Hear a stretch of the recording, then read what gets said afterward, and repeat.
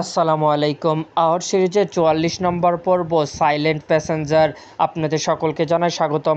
গল্পটি শুরু হয় অভিষেক নামক একটি ছেলেকে দিয়ে। অভিষেক একজন সফটওয়্যার ইঞ্জিনিয়ার। অফিসের কাজে কলকাতা থেকে আসছিলেন, যাচ্ছিলেন লোকাল ট্রেনে।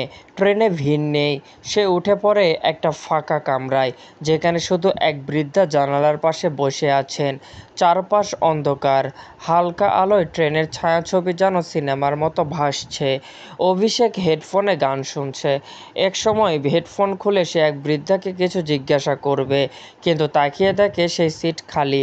সে ভাবে হয়তো নামলেন কোনো স্টেশনে, কিন্তু হঠাৎ খেয়াল করে দেখে বৃদ্ধার ওড়নায় একটি কোণা অভিষেকের ব্যাগে আটকে আছে। সে পাশের কামরায় গিয়ে দেখে সেখানে কয়েকজন যাত্রী আছে। জিজ্ঞাসা করে, এই কামরায় একজন বৃদ্ধা ছিলেন না? সবাই বলে, এই কামরায় আপনি একাই তো ছিলেন ভাই। একজন বলেন, এই কামরাটা প্রায় ফাঁকা সময় ফাঁকা চলে যায়। কেমন জানি গা ছমছম করলো। রাত ২টা। ট্রেন স্টপেজ ছাড়াই রাত ২টা। ট্রেন স্টপেজ ছাড়াই চলছে। হঠাৎ অভিষেকের ফোনে এক অজানা নাম্বার থেকে কল আসে।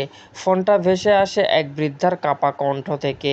তুই আমার জায়গায় বসেছিস, আমি তো নামিনি এখনো। অভিষেক কাঁপতে কাঁপতে থাকে।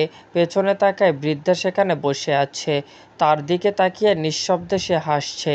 পরের স্টেশনে সে নামার চেষ্টা করে, কিন্তু দরজা খোলে না। গার্ড জানায় সেই কামরায় কেউ নেই। শেষে অভিষেক জানতে পারে, কয়েক বছর আগে ঠিক এই সিটেই এক বৃদ্ধা হৃদরোগে মারা যায় ট্রেনেই। তার দেহ কেউ খুঁজে পায়নি ২ দিন ধরে। সেই কামরাতেই ছিল। ভোর ৪টায় ট্রেন পৌঁছায় আসানসোলে। অভিষেক দরজা বেরাতে দেখে, পিছনে দেখতে পায় একটা ঠান্ডা হাত তার কাঁধে ঘুরে বেড়াইতেছে তার ফাঁকা কামরায়। ক্যামেরা জুম আউট করে দেখা যায় সে বৃদ্ধা জানালার পাশে বসে আছেন, আর তার দিকে তাকিয়ে বলছেন, আগামীকাল আবার দেখা হবে, আমি একা যেতে পারি না। ভিডিওটি ভালো লাগলে অবশ্যই লাইক, কমেন্ট, শেয়ারের পাশাপাশি চ্যানেলটি সাবস্ক্রাইব করবেন। ধন্যবাদ।